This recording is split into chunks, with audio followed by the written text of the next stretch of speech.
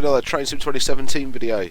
Today we're in the Class 56 doing a workshop scenario on the Settle-Carlisle line. I know it's not the most impressive route in the world, but I haven't done much on it, so I thought it was worth a shout. I also have the 56, but I really can't remember driving it. I think I've done one scenario with it years ago on the West Coast main line. So it's going to be a little bit of a refresh for me, a little bit of a refresh for you, if you don't drive it as often as I do. We're also going to talk a bit about the top system, so total operations processing and wagon identification numbers. Nice boring bit. Well, for wagon identification codes more than numbers, so like PGA, HHA, that sort of thing, and a little bit about how TOPS works, how they ordered freight and things like that.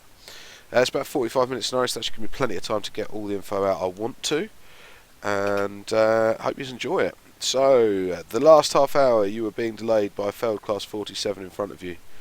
The train will be towed to one of the sidings here at Appleby in a couple of seconds. As soon as the signal clears, you will drive your train towards Carlisle. There is a temporary speed restriction on one of the bridges between Hoe and Co and Carlisle. Okay. So fill me with loads of joy because I don't know the route. So we'll hope for that. So DSD is enabled. Keep it on for now. Let's have a look at what we've got then. So we've got Cold Sector 56, 1, 2, 3, with a fair old rake of empty HHAs because this is the Hunterston Return, Part 1. It's S35, it's called again. So this is available on the workshop. I haven't played it yet. This is the first one. I just thought I'd find a 56 scenario to do. Let's go and watch this 47 being dealt with.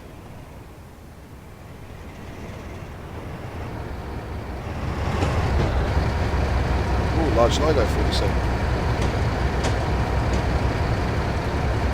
I'm pretty sure with the white roofs it was East Coast, mate, like Stratford depot thing, wasn't it? Not sure.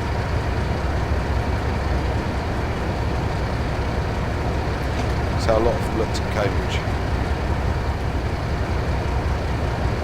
This has got PCAs. It's a privately owned, pressurised powder carrier. Is what A is? Let me look what A is. I've got the thing just beside me actually. Air brake. Well, I should have known that, really, shouldn't we? Come on, Alan.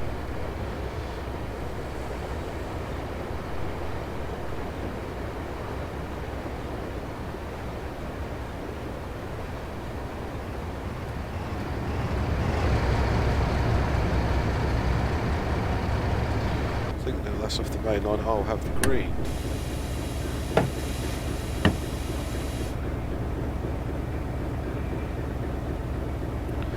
So even though we've got an awful lot of wagons, they're empty, so we should be alright. God knows how many that is. Try and count.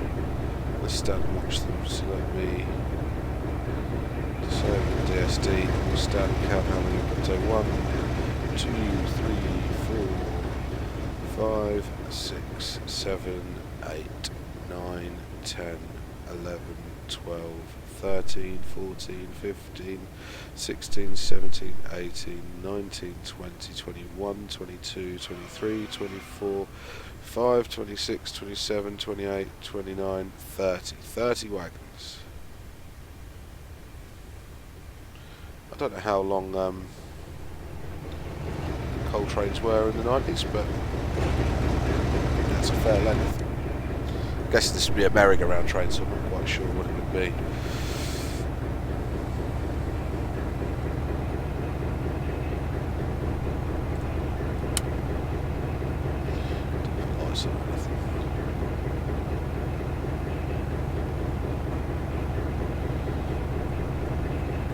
There's not really much in the cab of 56. It's not bad. If I remember rightly, it was one of the IHH models before DGG re-released it. I never had the IHH model, so I can't tell you if it was any better or anything. One thing, if I remember with this, the sound weren't brilliant. Yeah.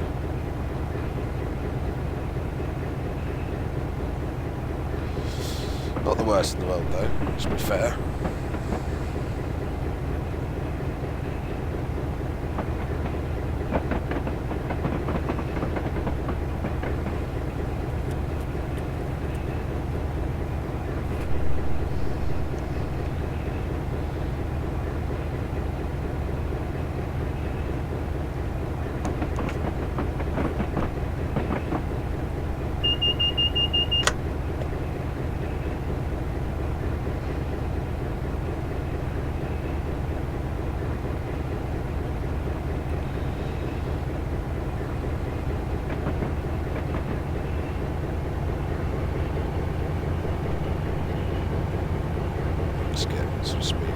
60 I think is the limit for HHOs anyway, if I remember rightly.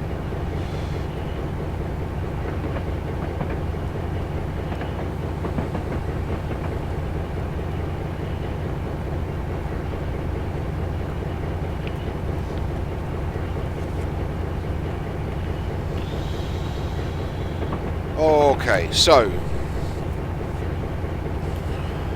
well, we're getting a nice view of Yorkshire, the Dales. The Dales, it would be the Dales. The Dales? Settle-Carlisle, Yorkshire Dales. I think it is. I may be completely wrong, but I'm pretty sure it is. So, vehicle identification codes. So, as you know, wagons all have a 3-letter coding system. So, that is a way of people being able to just look at codes and know what the wagon is and what it does. Now, the reason that's important is for a thing called TOPS. So if you guys all don't know what TOPS is Total Operations Processing, is it? Processing? Something I have looked into loads, and now I can't even remember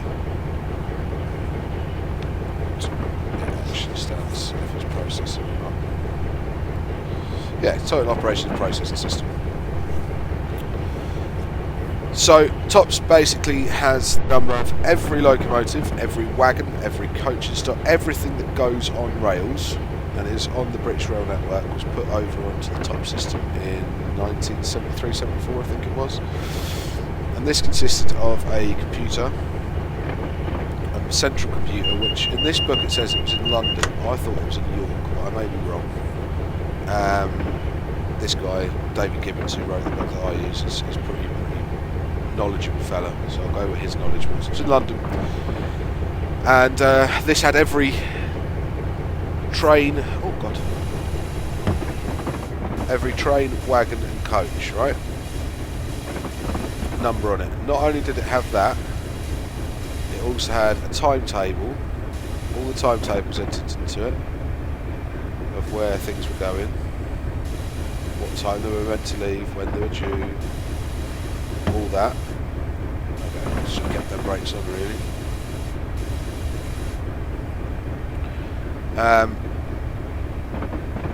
So what this meant was there was places called area freight centres dotted around the country, and these had a terminal that accessed the main computer.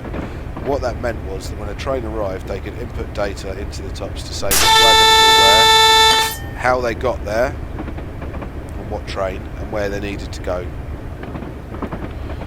So that's why the codes are really important. It meant that real-time monitoring of where everything was.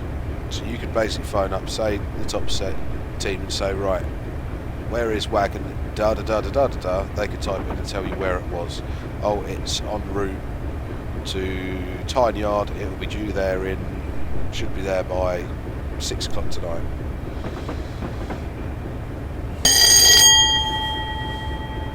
And that meant that they could plan wagon usage more efficiently, which meant they needed less wagons, which ultimately saved money. You've got to remember things like Speedlink and the Enterprise service and all that was still running, so there was a lot of marshalling of trains and yards and things like that. But wagon identification codes. So the TOPS computer has recorded on its memory every single wagon in BR's fleet. The wagon number is all important, but just as vital are the coded letters used to describe the wagon. BR adopted a 3-letter code system, the code appearing with the wagon number on a panel printed on the side of the vehicle, identifying the wagon by type, is necessary for the wagon ordering procedure embodied in the TOPS system. So it basically means you need to know what wagon you are ordering to send out. The customer needing a particular type is allocated a vehicle by the computer which looks through the files to find the location of an empty wagon nearest to the customer's premises, giving him the vehicle that needs to be in the shortest possible time. That's not strictly true. It wasn't always the nearest. It was done by quickest. So you might have a wagon, say, at Hitchin that they need in Cambridge, but there's actually one in, say, Stamford, but there's a train coming through before they can get that wagon up to them, so it comes from Stamford instead of, say, Hitchin. So once learned, the wagon codes are very simple to remember. Think of the vehicle with the code VAA. The first letter V indicates the wagon category, in this case a van. The second letter A shows the detailed classification or type within the category of van, and the last letter A tells us the operator, the type of brake, air brake. So here's a list of them. So it is A to Z for the first, I think, pretty much. So A is reserved for... I thought I just started to say that. A is reserved for coach and stock. B is bogie steel carrying vehicles. C is covered bulk carriers. D is for DMU fleets. E is for EMU fleets. This is old now, so don't... I mean, D and E aren't used for EMU fleets or DMU fleets anymore. F is for flat wagons, including Freightliner vehicles. H is for hoppers. I is for continental ferry wagons. J is for bogie coil wagons, so steel coil wagons. K is 2-axle coil wagons. M is for mineral wagons. N is for non-passenger carrying parcels vehicles, and just non-passenger carrying stock in general. O is for open wagons. P is for privately owned wagons, except tanks. Oh, I thought it was still P for tanks. Q is for ex-coach and stock service vehicles. So a lot of that was like newspaper vans. A lot of Qs. Were they NQAs? Railway operating vehicles were R. S was 2-axle steel carrying vehicle. T was privately owned tank wagons, like T-tankers. U was open bulk traffic vehicles. V was covered vans. X was special purpose vehicles. Wasn't it XDAs, I think? Y was bogie service vehicles. Z was 2-axle other service vehicles. And then for the last bit, which was the braking, so air was air braked, V was vacuum braked, X was dual, B was air brake and vacuum pipe, W was vacuum brake and air pipe, and O was unfitted. So there we go. So that gives you wagon types. Now what we've got just now are HHAs. So that would give us a hopper wagon that was air braked. Are these HHAs? I'm saying that. I haven't checked. Yes, they're HAAs. HHAs, they're HAAs.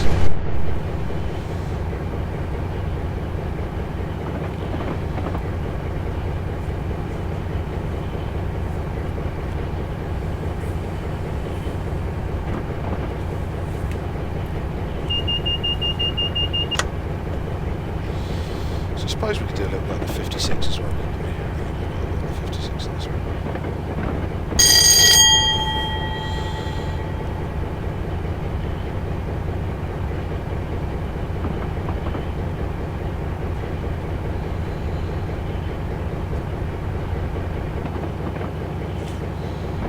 Could also do a little bit about merry-go-round stuff.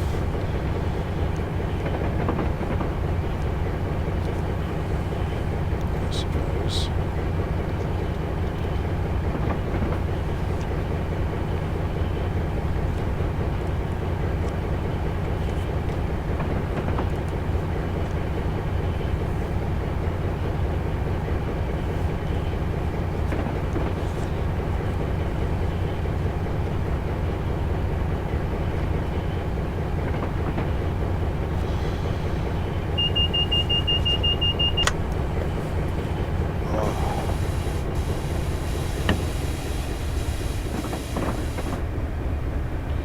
Looking at the book and speeding.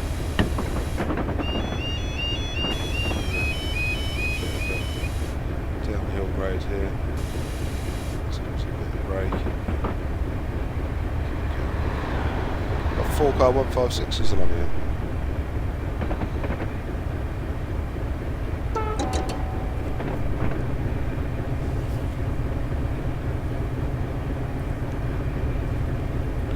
So quick, there's no occlusion in the cab.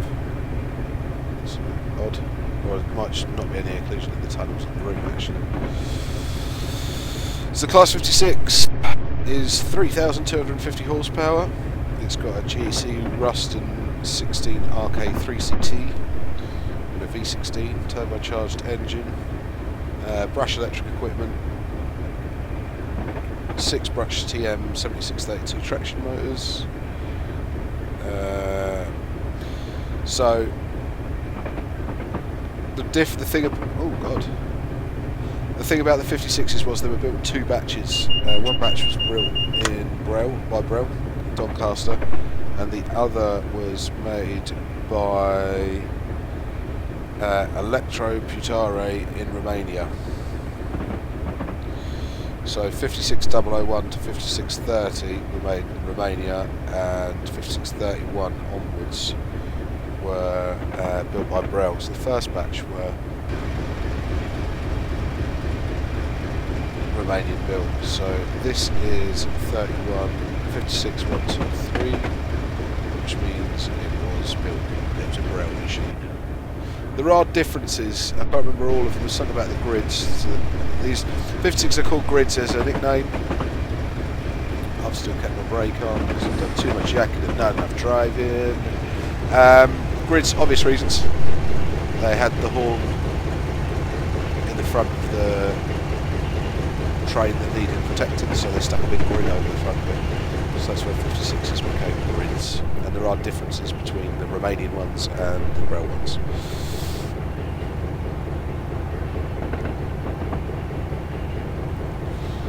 So it's quite an interesting loco. I mean, they were pretty good for the day. I mean, I haven't got masses on them now. I haven't got anything really particularly planned to say about it because it was a bit of a rash decision to go for 56. But I've always quite liked them. They were a bit sort of really though, weren't they? I mean, because they brought the 56 out originally for, if I remember correctly, it was to haul the merry-go-round trains coal-wise, and they came out in the 70s, mid-70s. I don't think the Brell ones were around until like 76, 77. But we had the 58 by, what was that, by 82? So I never really, I wonder why the 56s, were they not that good? Was there something not brilliant about them? I don't know. I'll have to find out, I don't know.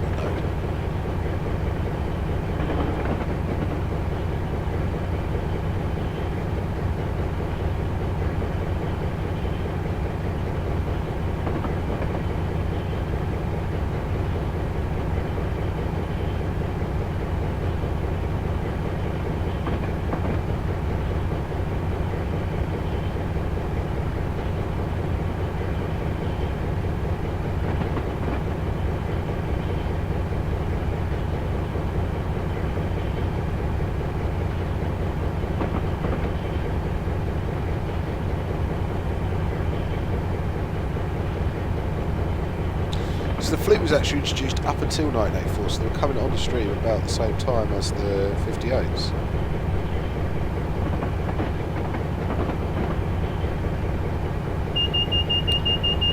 And the horn cover was only put in on 56 onwards, so 56056 onwards. Some are bigger grids, some are smaller grids.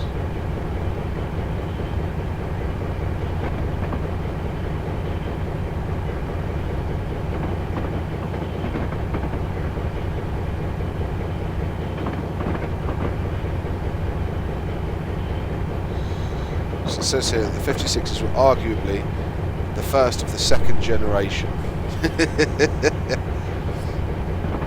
First and second generation of UK class diesel locomotives. When specifying the Class 56, British Rail chose a body shell design to be based on the Brashcar, built Class 47 design minus features like obsolete headcoat panels. So you can see the similarities.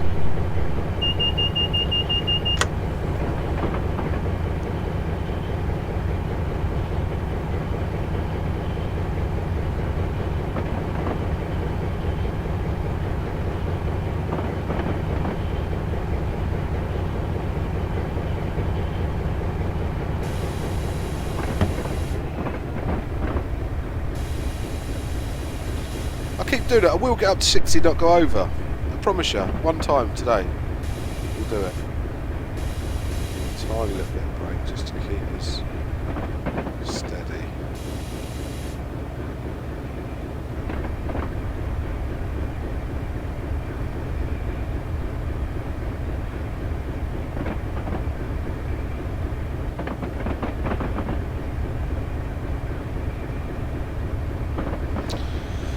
So one of the key differences between the Class 56 and the earlier designs of the first generation diesel locomotives is the use of self-exciting alternators rather than DC generators, and that's to get traction current really and supply the traction motors.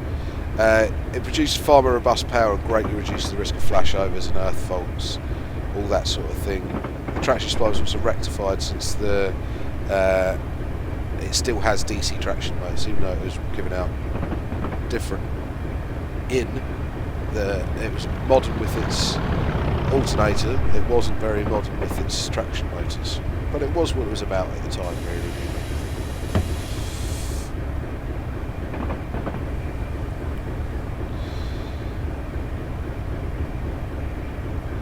It was, but saying here, it's saying many of the auxiliary machines, such as compressors and traction motor blowers, used the unrectified three-phase AC output for the auxiliary alternator and therefore ran at a speed proportional to engine RPM. The thing about 56 alternators is they went into, what did they go into? I think it went into the 57s. I think the 57s used the GM engine, the AMD, yeah, it was a GM engine, and the Class 56 alternators. So brakes was the first to have the Davis Metcalf E70, which is the same that's in the HST 91, I think. I'll have to look that up, don't quote me on that. It's not notched in this either, which is quite weird. Or is this what went into the 58? No, because it was PBL or PLB, I can't remember.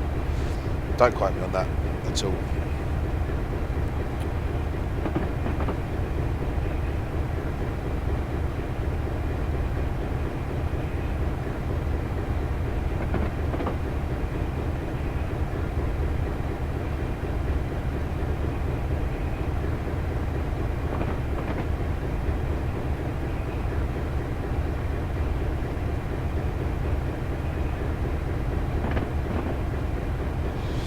Oh, we're on the Settle-Carlisle line. It was just saying here that on the 4th of August 1976, 56001 and 56002 were loaded for shipping from Zeebrugge to Harwich. They were towed from Harwich to Tinsley on August the 7th. Initial trials were conducted on the Settle-Carlisle line. So, it's where it was tested. We're now driving it where it was tested.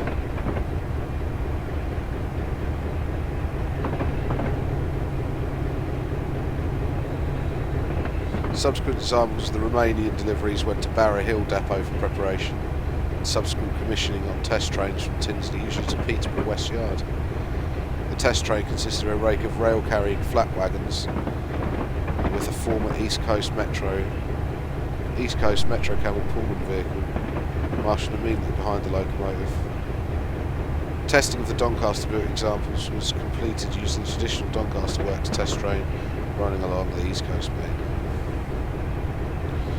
Most examples were drawn by EWS on the 31st of March 2007, and then after that quite a lot of them ended up in France with the LGV Est. Is it the LGV Est that ended up on? Yes, the LGV East basically, Hartford Line East. So at the minute there are quite a few R rails. I'm just trying to find out if it just tells me a number of how many are still running on mainline. How many are mainline certified.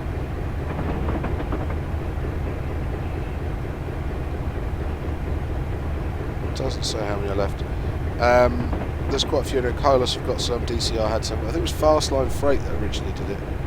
They started with the refurbs, if I remember rightly. And then when Jarvis Fastline went out, Colas bought them, I think, and then maybe DCR I think have got one as well. Accident wise, on the 14th of June 1988, 56062 was hauling a freight train that overran a signal and was derailed at Copyhole Junction, West Sussex. Recovery of the locomotive was a protracted affair. On the 18th, the locomotive was returned to an upright position. Its engine and alternator unit were removed on September the 4th, and the body was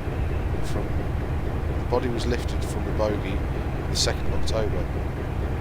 Oh, that is pretty long. So from June, it wasn't actually all lifted until October.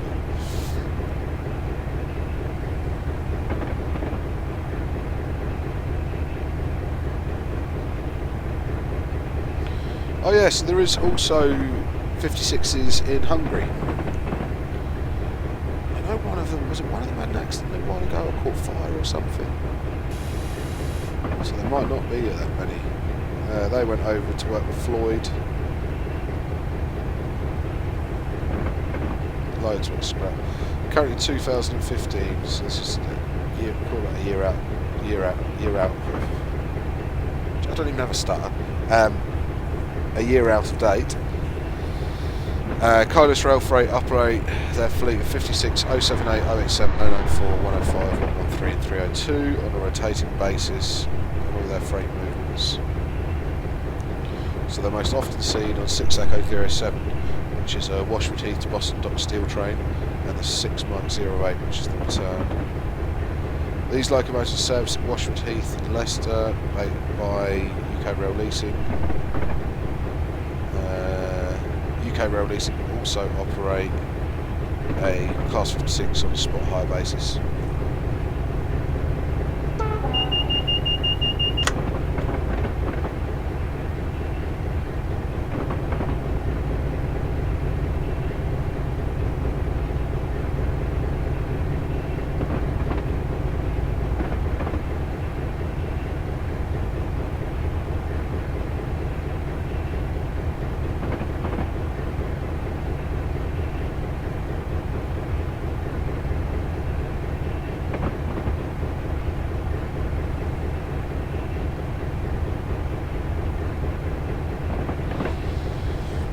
So even though there was quite a few of these preserved, a lot of them have gone back into mainline running, which in my eyes isn't a bad thing. It means in actual preservation, so not mainline on a preserved railway, there's actually 3 left.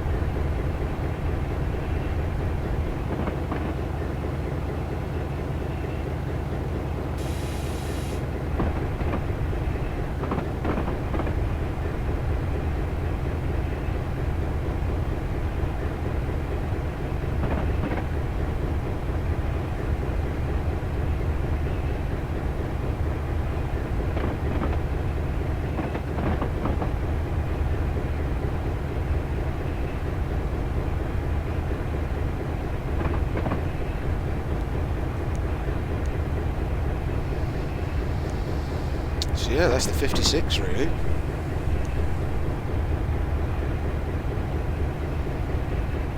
it's not a bad drive. Could do with the somebody 7-pack. I don't know if there is one for the 56. I've not really checked.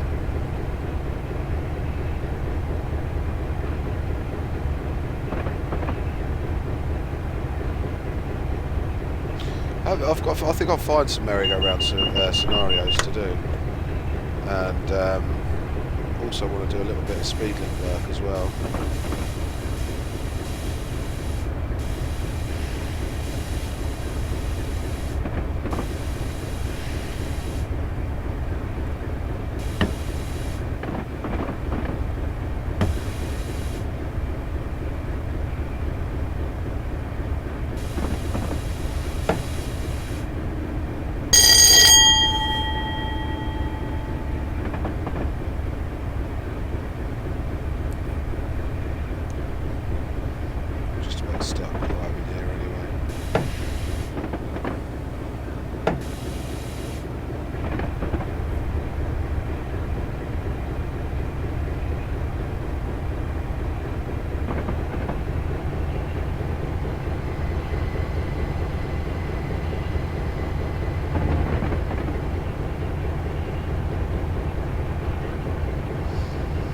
Yeah, I'll try and find some merry-go-round services and do a video on how merry-go-round services work, and then I'll probably do a speed link one. Try and find a speed link run and do that. So that should be a full 58. Those oh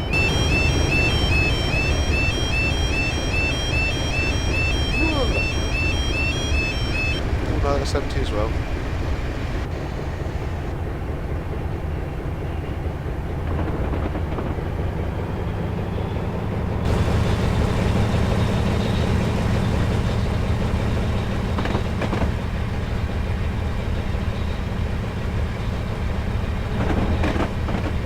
Start going down onto a down stretch anyway in a second, so I'm not going to be too hefty with the power. This is literally pressing it now.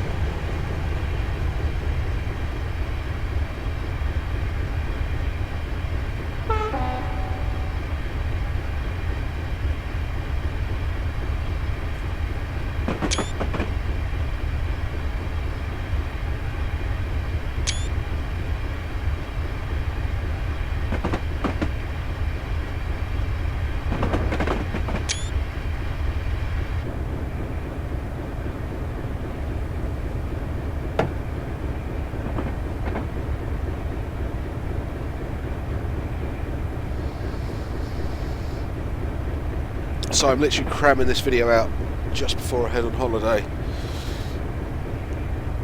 In about 2 hours time I'll be heading for Centre Parks for a weekend of chilling out with the kids, which I am very much looking forward to.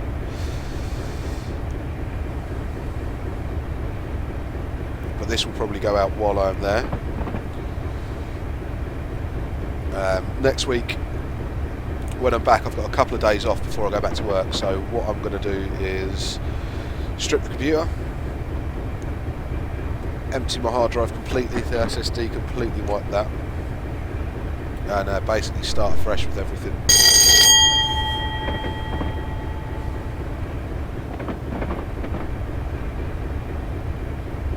And also learn how to use OBS Studio. That's my plan for the weekend when I get my downtime, is just sit on YouTube and watch some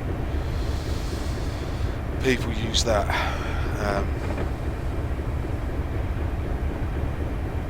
Try and get my hand, get a grip with it really more than anything. Because the version of OBS that I'm using is actually pretty retro.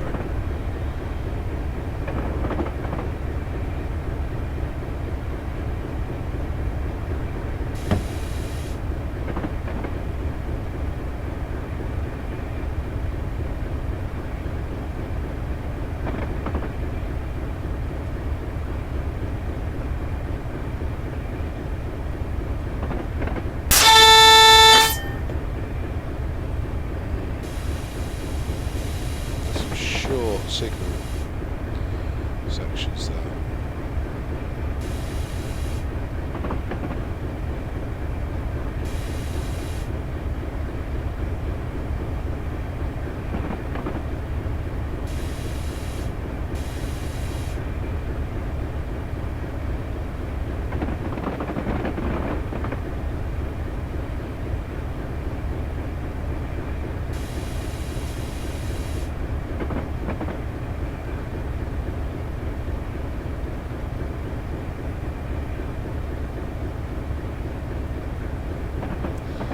nervous because there's a TSR of 30, I think, over this bridge.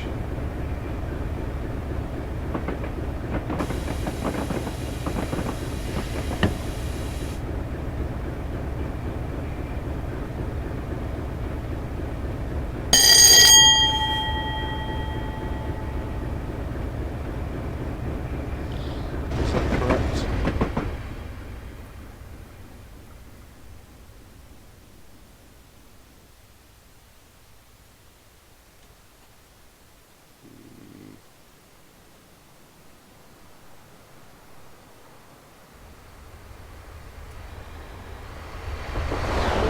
Maybe there's another. I've read up about loads of scenarios this morning on the workshop, reading through loads, and I think I'm just getting confused.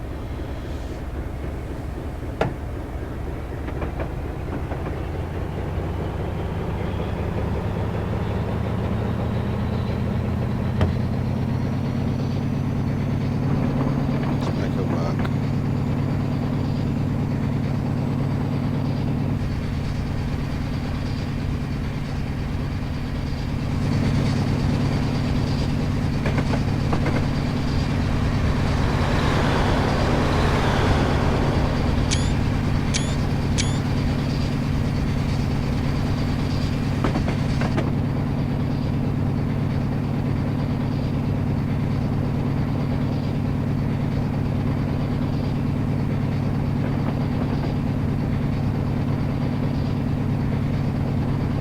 Yeah, it is 15 mile an hour. I knew it was.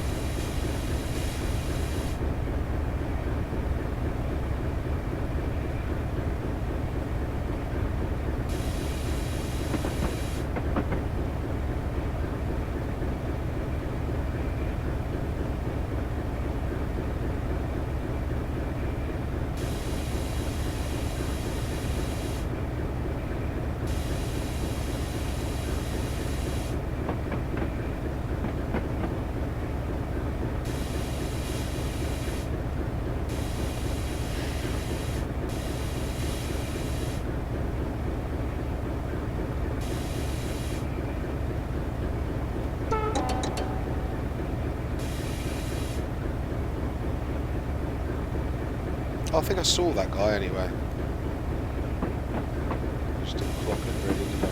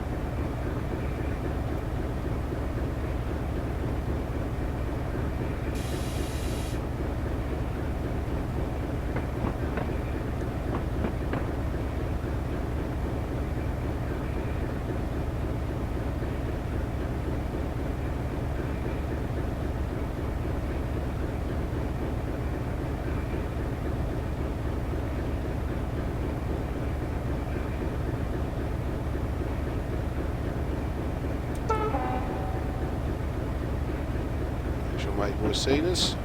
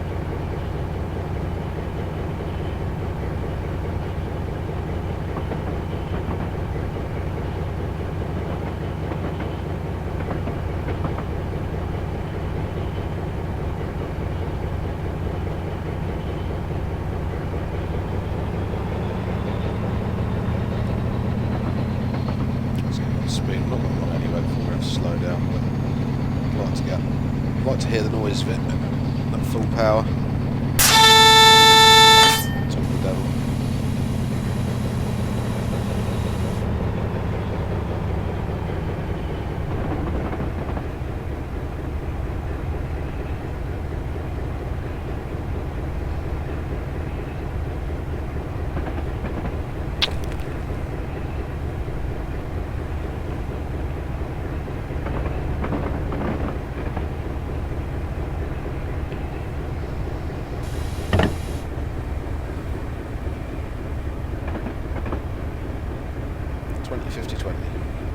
Put 50, 10, 10.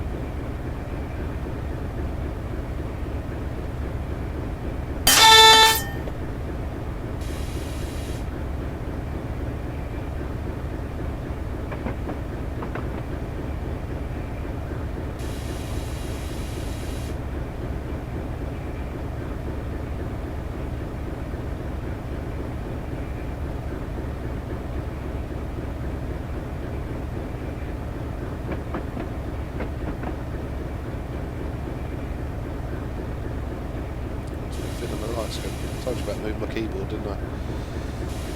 That's what it's done to me.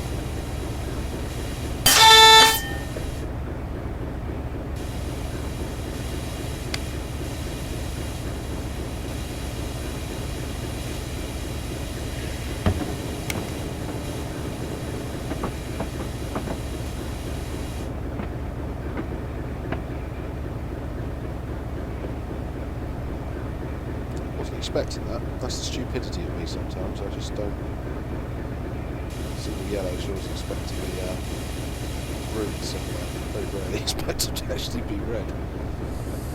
It's playing too many express passenger scenarios, isn't it?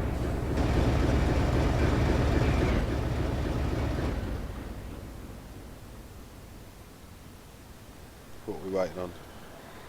One of the million sprinters to leave.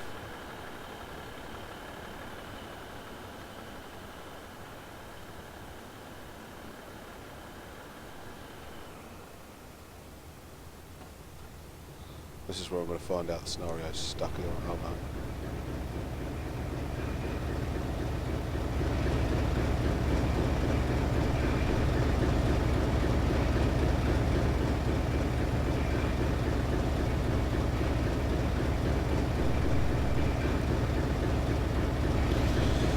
The joys of being a freight driver. So it's the West Coast Main Line, we're heading up that way. How far does that go on this? It doesn't. Close to that.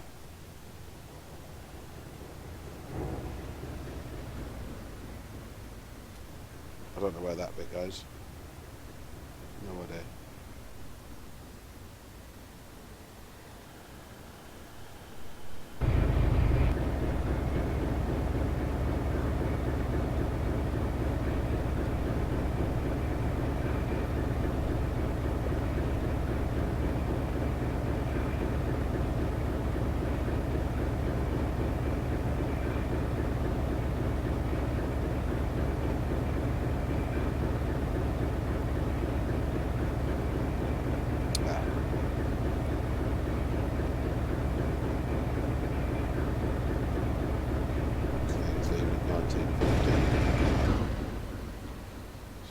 Where the issue arose.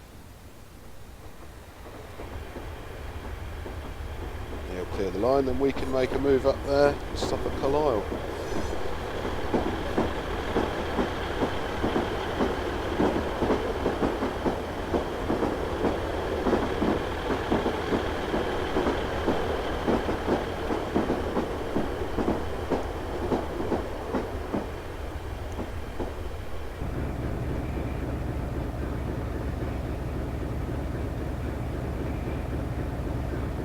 It's a weird feeling the doors opened on this for some reason. I was like, nah.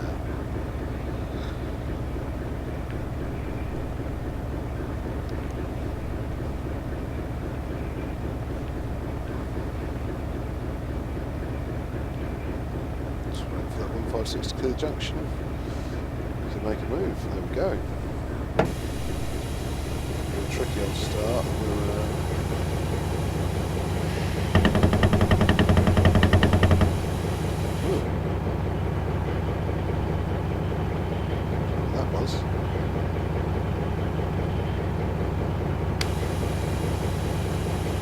Sand down. So I hope it's not cut our traction rates too much. Not that I've really been worried about it too much in this run. I've sort of thrashed it a little bit, so it will be a touch more as they were.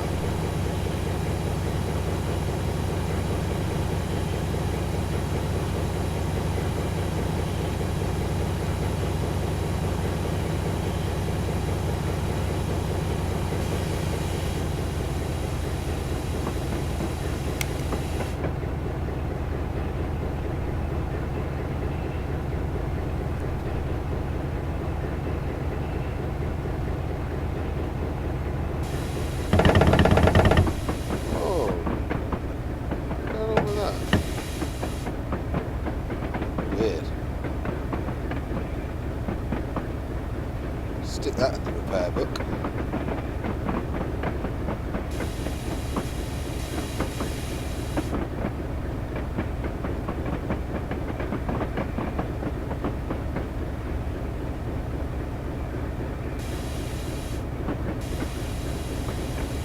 So it's already, yeah, that's fine.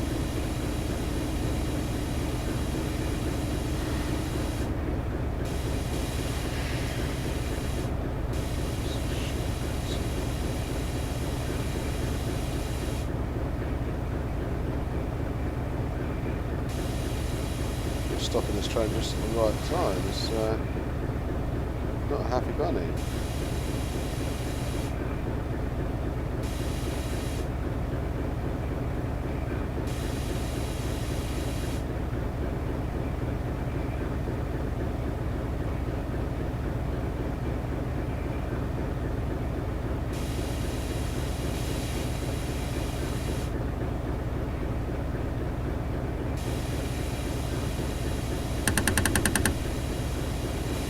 This would be nice. Into neutral. Okay then guys, thank you ever so much for watching. Feel free to like, share and subscribe, and I'll catch you guys next week at some point. Well, I'll say that you'll get these videos as and when I get them up. Thank you very much, guys. See you soon.